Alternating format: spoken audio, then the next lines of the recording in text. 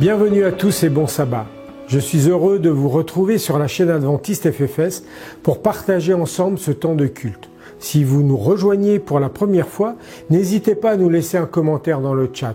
Et pour les habitués, j'espère que vous êtes déjà abonnés à notre chaîne. Aujourd'hui, nous restons à la Fédération avec le pasteur Philippe Pénère et j'aurai la joie de vous accompagner à travers le chat tout au long de ce programme.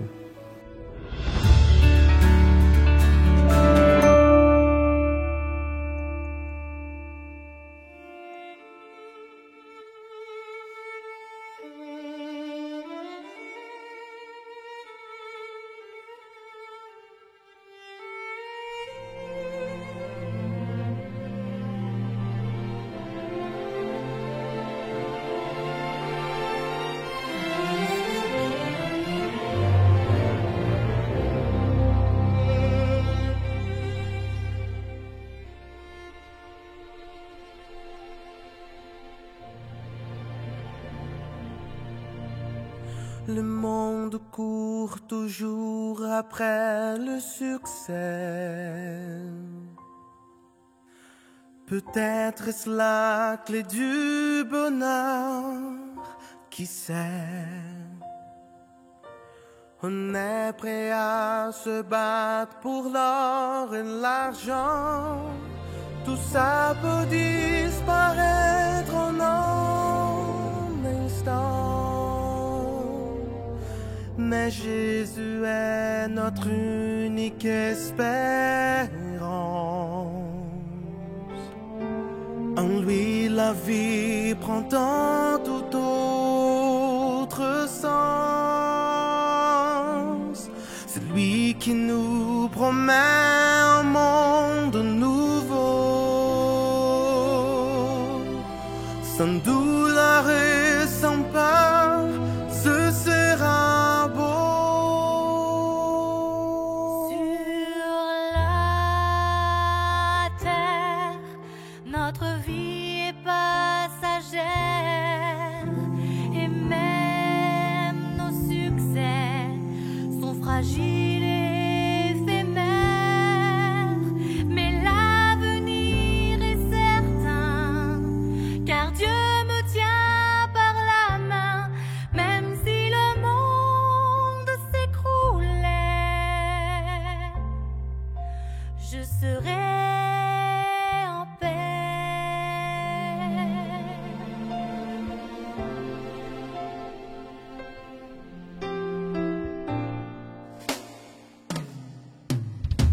Remets ta vie entre les mains du Maître. Confie-lui tous tes projets, il agira. Le vrai bonheur sur terre, c'est de le connaître. Vivre ici-bas, mais dépendre du roi. Sur la terre, notre vie est passagère, et même nos succès sont fragiles et éphémères. Mais l'avenir est certain, car Dieu me tient par la main. Même si le monde s'écroulait, je serai en paix.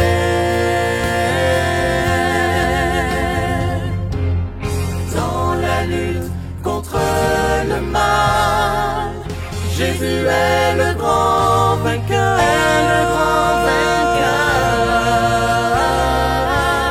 C'est lui notre général, il est notre rédempteur.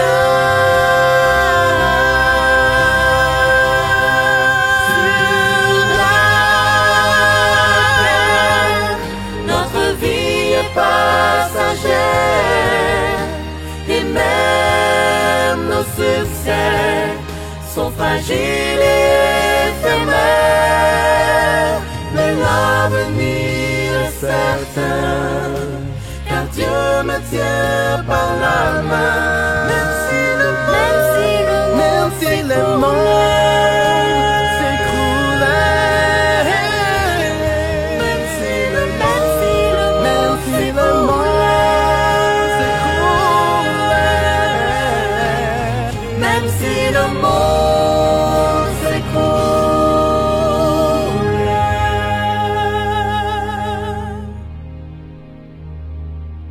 je serai en paix.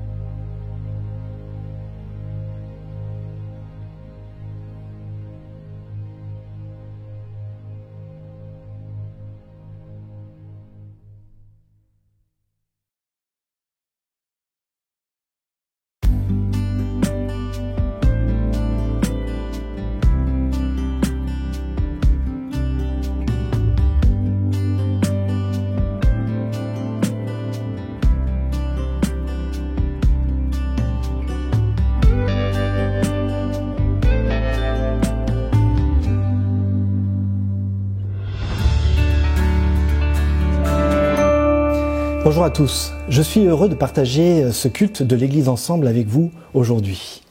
Je voudrais partager ce texte tout d'abord qui se situe dans l'Évangile de Jean, chapitre 14 et verset 27. Je vous laisse la paix, je vous donne ma paix. Moi, je vous donne pas comme le monde donne, que votre cœur ne se trouble pas et ne cède pas à la lâcheté. Nous sommes dans cette période des semaines de prière de l'Église mondiale et nous avons l'habitude maintenant depuis quelques années, même si cette année ça a été un peu particulier suite à une annulation, de vivre la e-week of prière. Cette semaine spéciale pour les jeunes, notamment sur Internet, suit le thème de l'Église adventiste mondiale, de la semaine traditionnelle des adultes. Et je voudrais partager avec vous un thème qui est centré sur un message lié aux jeunes. Un message lié aux jeunes, mais aussi lié d'une manière générale à l'Église, puisqu'il s'agit de la vie du disciple. Alors, lorsque l'on parle de disciple, cela évoque énormément de choses. Cela évoque la notion de serviteur, cela évoque la notion de suivre Jésus, cela évoque aussi la mission, l'évangélisation, être un disciple. Bien d'autres termes encore peut-être nous viennent et vous viennent à l'esprit. Il y a quelques années de cela maintenant, une amie était en discussion avec moi et puis nous échangeons un petit peu sur l'église adventiste, son histoire, et elle a grandi dans cette église adventiste et elle m'évoquait à quel point, à de nombreuses reprises, elle a ressenti au fond d'elle une peur, un effroi, des questionnements intenses sur la fin des temps, sur les signes de la fin, sur le temps notamment des persécutions. Alors face à ces persécutions, cette détresse, comment réagissait-elle ? Eh bien, elle réagissait en protection. Il y a quelque temps de cela, un jeune est venu me voir, et puis dans une discussion un petit peu anodine, ce jeune avait 7 ans, me disait qu'il fallait se préparer pour fuir dans les montagnes, pour les temps de la faim, pour ce temps de crise. Je dois vous avouer que ça m'a posé quelques questions. Un enfant de 7 ans qui vous pose ce genre de questions. Et ça m'a posé des questions sur comment nous transmettons le message adventiste. Cela m'a posé des questions sur le type de message que nous transmettons. Un message de joie, de réconfort, de paix, comme nous venons de le lire dans ce texte de Jean 14, ou un message de peur, d'angoisse. En quoi ce message fait de nous des jeunes disciples ? En quoi ce message fait de nous tous, jeunes aux plus âgés, des disciples ? Et puis finalement, se poser la question, quel type de disciples nous formons ?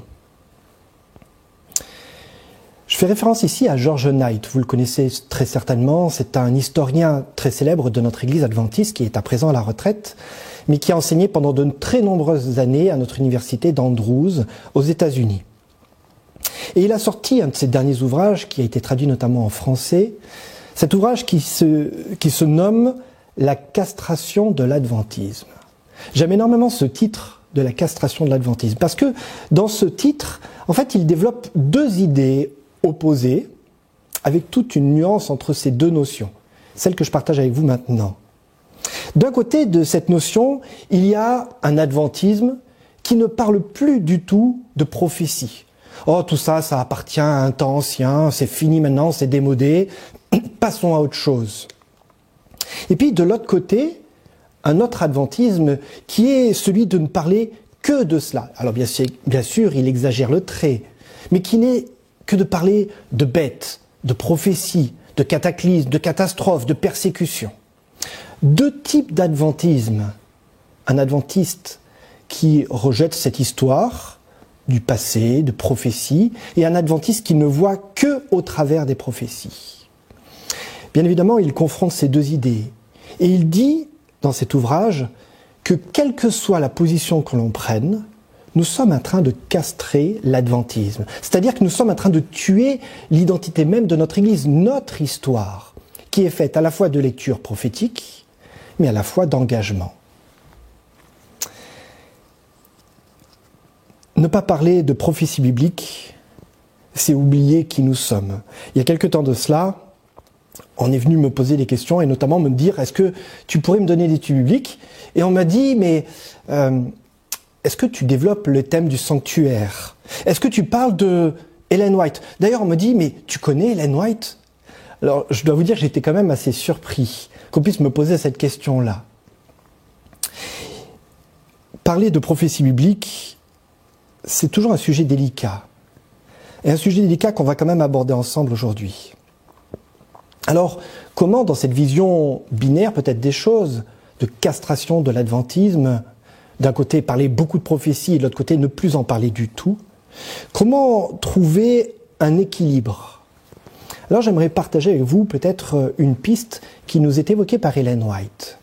Une piste qui se centre autour de deux points. Le premier point, qui est tout d'abord de se centrer sur la Bible seule. Oh, peut-être que pour certains d'entre vous, il n'y a rien d'extraordinaire à cela. Mais ce qui veut dire se centrer sur la Bible seule, cela veut dire que qu'est-ce qui est écrit dans le texte et uniquement dans le texte biblique que nous avons reçu, que nous appelons parole de Dieu, peut-être parfois en nous débarrassant d'une lecture, je vais la qualifier ainsi, à la BFM. Vous savez, ce moment où tout d'un coup nous avons plein de projections, nous imaginons plein de choses. Nous voulons avoir du sensationnel, de l'extravagant. Non, une lecture qui se fonde uniquement sur la Bible et ce que nous lisons dans la Bible. Et puis le deuxième point qui me paraît intéressant dans notre lecture biblique, c'est de se centrer sur la personne de Jésus-Christ. Là aussi, Ellen White donne cette clé de lecture de la Bible, où elle dit que toute notre lecture de la Bible, de Genèse jusqu'à l'Apocalypse, nous révèle le visage de Dieu en la personne de Jésus-Christ. Voilà, il me semble, deux éléments fondateurs de compréhension pour véritablement puiser dans les textes bibliques ce qui nous enrichit. Le texte que je vous ai lu de Jean 14, verset 27, me parle énormément. Je vous laisse la paix, je vous donne ma paix. Je ne vous donne pas comme le monde vous donne, mais que votre cœur ne se trouble pas et ne se laisse pas effrayer. Ne pas être effrayé. Voici une promesse que nous devons garder à l'esprit. Une parole, je dirais même fondatrice de ce que c'est qu'un disciple authentique. Ne pas être effrayé. Et le texte de Jean 14, verset 27, est exactement dans ce message final de Jésus à ses disciples. Il les prépare depuis 3 ans. Il les prépare à son départ. Il les place dans une position de disciples, de ceux qui vont accomplir la mission après lui, après son départ. Et la recommandation qu'il leur fait ici, c'est « N'ayez pas peur, prenez confiance en vous, soyez des transmetteurs de paix ». Quand on évoque la peur, on parle souvent de cette fameuse loi du dimanche. Mais qu'est-ce que c'est que la loi du dimanche? La loi du dimanche est une loi, voilà peut-être une définition qu'on pourrait en faire, est une loi nationale puis peut-être mondiale qui sera votée par les États et qui empêchera le peuple de Dieu d'obéir aux commandements. Voilà une des définitions nombreuses peut-être qu'on pourrait faire de cette loi du dimanche. Alors si nous appliquons les 2 critères que je vous ai évoqués tout à l'heure, prenons le premier critère de nos pionniers adventistes, les premiers critères qu'Ellen White elle-même appliqua, et le critère qui finalement nous est hérité de la Réforme, la Bible seule. Alors, nous nous rendons compte que la question de la loi du dimanche n'est évoquée absolument nulle part dans la Bible. Et j'insiste avec vous, chers amis, là-dessus. Il n'y a aucune évocation de loi du dimanche dans la Bible. Nulle part, vous pouvez chercher des textes, il n'y en a pas. Aucune mention, aucune allusion. Alors, d'où vient cette question de la loi du dimanche? Est-ce que cette loi du dimanche est réelle ou cette loi du dimanche est un fantasme? Eh bien, elle est bien réelle pourtant, mais elle n'est pas biblique. Oui, vous allez me suivre un petit peu et vous allez voir que c'est pas si facile que ça. La loi du dimanche est bien réelle, mais elle n'est pas biblique. Pour être plus précis encore, je dirais que la loi du dimanche est un fait historique. Alors, je vous invite tout simplement à remettre cette question de la loi du dimanche dans son contexte. Le monde entier, nous sommes au début du XXe siècle, le monde entier fait face à 2 grands courants. Le premier courant, c'est celui qui a commencé quelques décennies avant, ce qu'on appelle le grand réveil religieux, qui se développe notamment en Angleterre, mais aussi aux États-Unis et dans d'autres coins du monde, dans un contexte aussi de colonisation, que ce soit donc aussi en Australie, on y reviendra dans quelques instants avec un exemple très précis qu'Ellen White nous a laissé. Et puis dans ce contexte historique, nous sommes aussi face à une autre réalité qui est le recul religieux. Donc vous le voyez, il y a une tension là encore, entre d'un côté une expansion religieuse, un renouveau religieux, et tout d'un coup un braquage contre la religion, notamment, héritage de la Révolution française, mais aussi de la montée du communisme, qu'on n'appelle pas encore du communisme, mais du marxisme. Alors dans ce contexte social et religieux, il y a ce témoignage qu'Ellen White nous laisse justement dans son ouvrage « Témoignage pour l'Église », un échange de lettres qu'elle a avec différents interlocuteurs. Et dans cet ouvrage, elle y consacre tout un chapitre à cette question de la loi du dimanche. Ah non, pardon, je vais reprendre et j'aimerais que vous gardiez ça à l'esprit maintenant. Il ne parle pas de la loi du dimanche, elle parle des lois du dimanche. Et c'est intéressant parce qu'il ne s'agit pas d'une seule loi, mais d'un certain nombre de lois, parce qu'en réalité, le contexte dans lequel est Ellen White à ce moment-là, c'est bien cela. C'est-à-dire qu'elle est dans un contexte où, un petit peu partout dans le monde, les États votent des lois pour interdire de travailler le dimanche. Donc, il ne s'agit pas de choses qui vont venir, il s'agit de choses qui sont réelles du temps d'Ellen White, aux États-Unis, en Angleterre, en Australie, et on va y revenir aussi dans un instant, en France. Alors, c'est intéressant comment justement Ellen White nous parle de ce qu'elle a vécu pendant qu'elle était en Australie.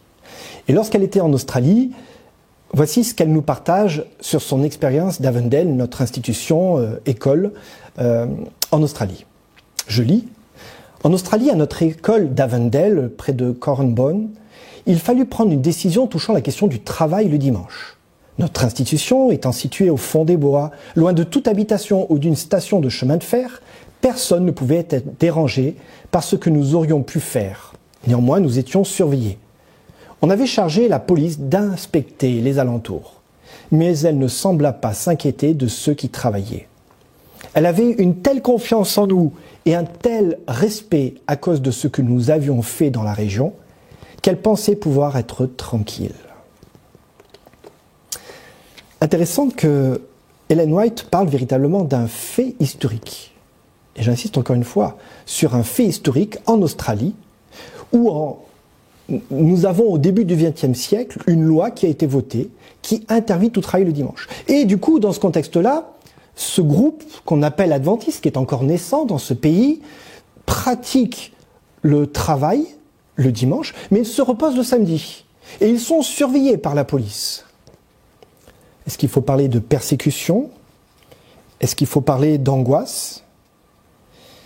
Et c'est intéressant parce que dans ce texte, dans cette lettre qu'Ellen White échange avec ses interlocuteurs, justement, elle parle de paix, de confiance, du fait de ne pas se bloquer, de ne pas se focaliser sur cette loi du dimanche, mais de continuer notre travail paisiblement, sereinement.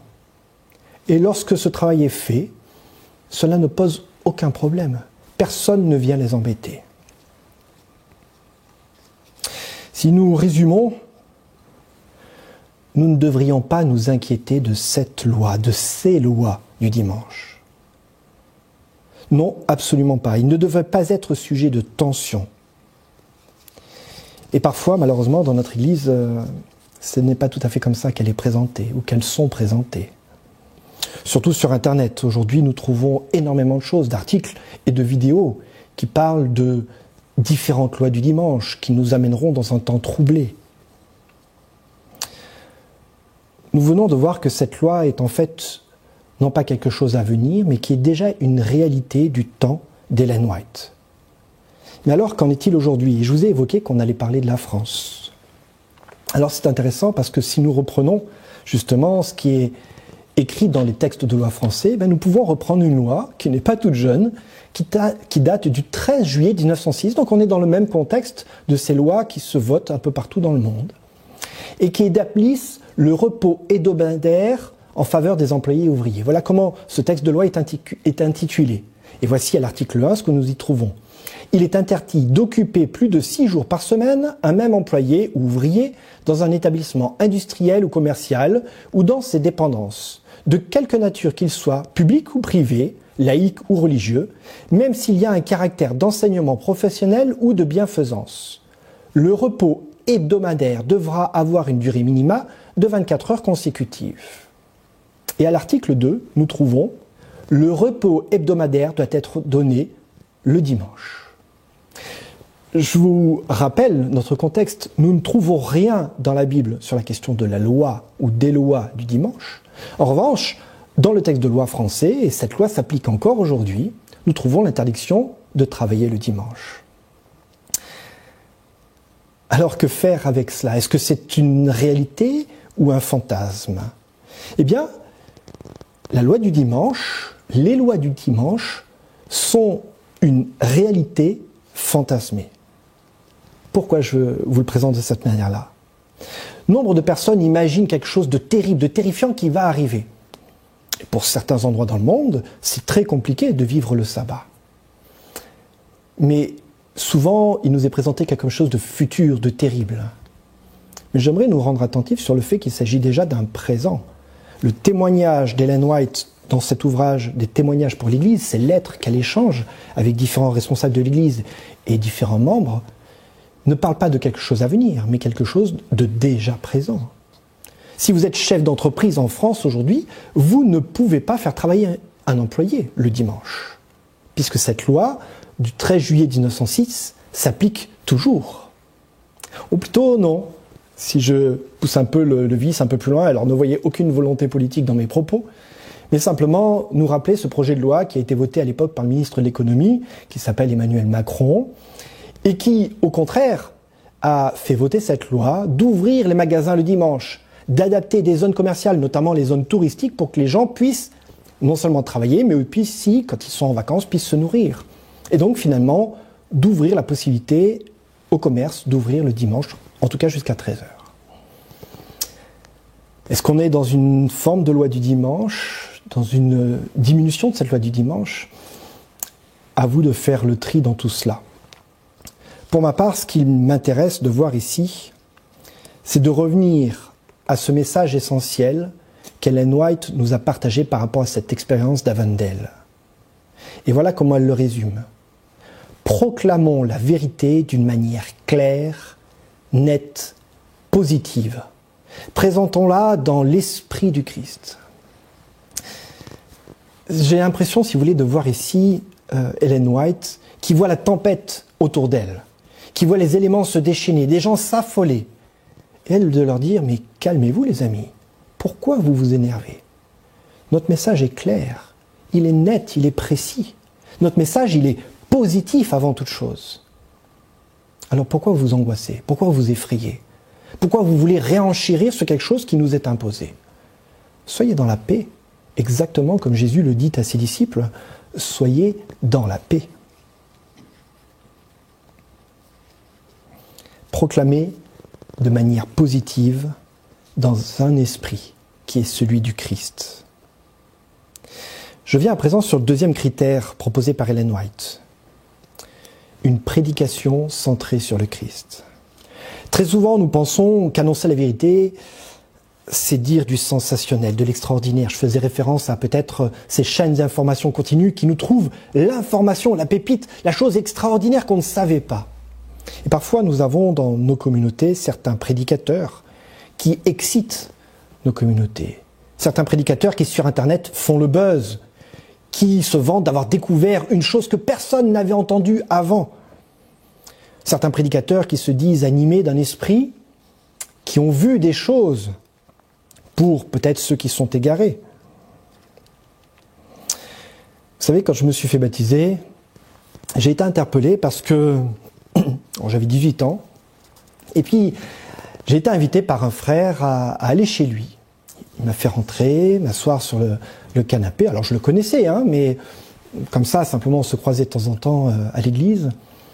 Et alors que j'étais sur ce canapé, il me dévoile sur son mur entier, comme vous savez, un peu font les policiers quand ils font des enquêtes, une façade, un puzzle géant des prophéties bibliques. Et puis il a commencé à m'expliquer quelles étaient les interactions de tel ou tel événement, etc. Pour en arriver après 1h30 d'explication pour me dire la date du retour du Christ, c'est telle date. Je suis ressorti de cet entretien, cette invitation, comment dirais-je, un peu perplexe, un peu déstabilisé, un peu angoissé, un peu effrayé de tout ce qui m'avait été transmis. Peut-être parfois, le message authentique n'est pas sensationnel, n'a rien d'extraordinaire. Oh, je ne dis pas que nous avons tout découvert, mais je suis convaincu que nous avons découvert l'essentiel. Et je suis convaincu d'une chose, c'est que rencontrer Jésus ne fait pas peur. Qu'au contraire, rencontrer Jésus nous réconforte, nous rassure, nous encourage. Dans le texte de 2 Corinthiens 5, verset 14, vous connaissez très certainement, en tout cas vous qui êtes avec les jeunes et vous qui êtes jeunes, ce texte de l'apôtre Paul, qui est le thème de la jeunesse adventiste, « L'amour de Christ nous presse ». On pourrait le traduire autrement, « L'amour de Christ nous motive, nous donne envie d'avancer ». L'amour de Christ ne nous opprime pas, ne nous met pas de pression, ne nous angoisse pas. Et ne confondons pas ce qui nous bouscule peut-être dans nos habitudes parfois, de manière saine, avec ce qui crée de l'angoisse, de l'incertitude. Bon, si je partage ce message avec vous, c'est parce que trop souvent, les jeunes se font avaler par tout un tas de théories fantasmées sur YouTube. Certains sont fondés sur des éléments vrais, la loi du dimanche, une réalité historique, mais sont extrapolés, augmentés, déformés, pris hors contexte, nous font perdre parfois le bon sens. Dans Matthieu 7, verset 15, nous retrouvons ce texte. « Gardez-vous des prophètes de mensonges. Ils viennent à vous déguiser en moutons, mais au-dedans ce sont des loups voraces. C'est à leurs fruits que vous les reconnaîtrez. Tout bon arbre produit de beaux fruits, tandis que l'arbre malade produit de mauvais fruits. » Certains se sont laissés épater par le nombre de baptêmes. Certains se sont laissés épater par le charisme du prédicateur. Oh, qu'est-ce qu'il parle bien, quelle belle vérité biblique il nous enseigne. Pour moi, la question fondamentale est de savoir le fruit qui est porté. Quel message cela génère? Quel impact cela a sur nous? Est-ce que nous sommes des disciples heureux, épanouis, enthousiastes, motivés, pressés par cet amour du Christ, ou des disciples angoissés, terrorisés par la venue de ce loup ou de ces loups qui sont autour de nous et qui rôdent. Enfin, pour terminer ce partage avec vous, je voudrais vous partager 2 éléments de témoignage. Mes grands-parents étaient des adventistes qu'on pourrait qualifier d'austères. Ils avaient très tôt intégré un mouvement au sein de l'Église qu'on qualifierait aussi de radical, de coupé du monde. Ils se laissaient nourrir de tout un tas de sortes de théories fantasmées, certaines complètement ubuesques, d'autres avec beaucoup de vérité, mais déformées aussi, extrapolées. Et ce qui m'a rendu le plus triste, c'est de voir à quel point ce monde qu'ils se sont créés autour d'eux les a coupés de leur réalité, de leur quotidien, notamment de leurs enfants. Un bon arbre produit de beaux fruits. Heureusement, les enfants ont pu rebondir. Il y a peu de temps, j'ai rencontré une jeune membre d'église qui a succombé à un prédicateur enthousiaste sur Internet. Elle a été subjuguée par ce qu'il disait. Et elle est venue me voir, elle me disait, tu sais, on ne prêche pas ces vérités dans l'église. Alors je lui ai répondu, mais de quoi parles-tu ? Tu me parles de ces vérités qui te poussent à te mettre en retrait, à te couper des autres, à être attentif à n'importe quelle information qui serait cachée par n'importe quelle institution ou par des pasteurs. Des vérités qui t'encouragent à dépenser ton argent pour aider ce véritable prédicateur. Combien de fois des jeunes se sont laissés berner, et des fois des moins jeunes, ou des jeunes dans la foi, par tout un tas de personnes qui se disent avoir une révélation, avoir un message particulier. Plus que jamais, nous devons revenir sur ces 2 critères. Que dit la Bible seule ? Et est-ce que le message qui m'est enseigné me révèle quelque chose sur Jésus-Christ ? Si une prophétie, je vais vous le dire très sincèrement les amis, si une prophétie biblique ne nous révèle rien sur le caractère de Dieu, ne nous amène pas à comprendre qui est Jésus-Christ et ce qu'il a fait dans notre vie, alors cette prophétie ne peut pas être une prophétie biblique. Le message, le cœur de la Bible est centré sur Jésus-Christ et sur lui seul, non sur tout un tas de théories qui existent en parallèle de notre monde. L'Évangile est en Jésus-Christ. L'Évangile n'est pas un secret caché. L'Évangile apporte de grandes vérités, et nous les avons déjà reçues au sein de l'Église adventiste, et qui sont contenues dans ces prophéties. Mais attention à toutes ces fois où nous les déformons pour finalement servir d'autres maîtres. Je voudrais vous laisser un dernier texte biblique. C'est celui que nous retrouvons dans Nombre au chapitre 6. Que l'Éternel te bénisse et te garde. Que l'Éternel fasse briller son visage sur toi et t'accorde sa grâce. Que l'Éternel se tourne vers toi et te donne la paix.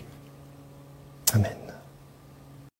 Nous sommes reconnaissants pour ce moment que nous venons de vivre ensemble. Vous pouvez continuer à nous visionner dans le lien qui s'affiche. Je vous laisse cette parole de bénédiction.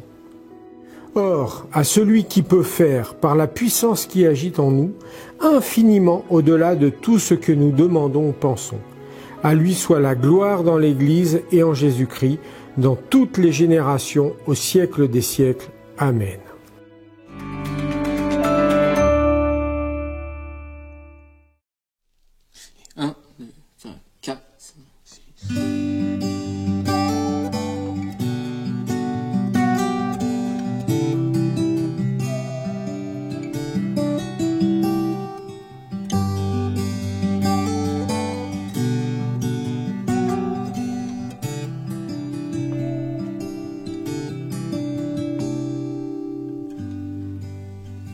J'ai beau chercher, mais rien ni personne ne peut combler ce vide immense, ma souffrance causée par le poids du péché. Mais tu m'as dit de venir à toi, me voici fatiguée et chargée. Je veux ton joug, il est si doux, et ton fardeau est si léger. Je dépose à tes pieds ma douleur, que mon cœur batte au rythme de ton cœur. Confonds-moi dans ton amour, j'ai besoin de ton secours. Tu es mon sauveur.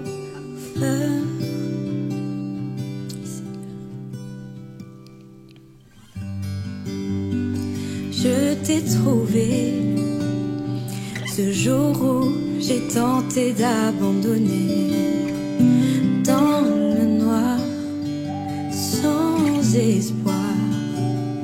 Je sentais que tout mon être lâchait, et tu as dit dès aujourd'hui tu vivras en paix et libéré. Mais tu es venu, toi la lumière, m'éclairer là dans l'obscurité.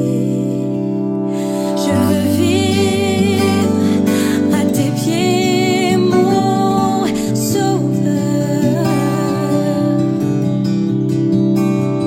que ma vie soit le reflet de ton cœur.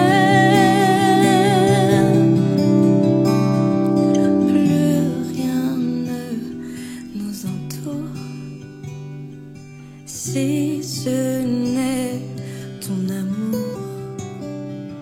Dieu libérateur,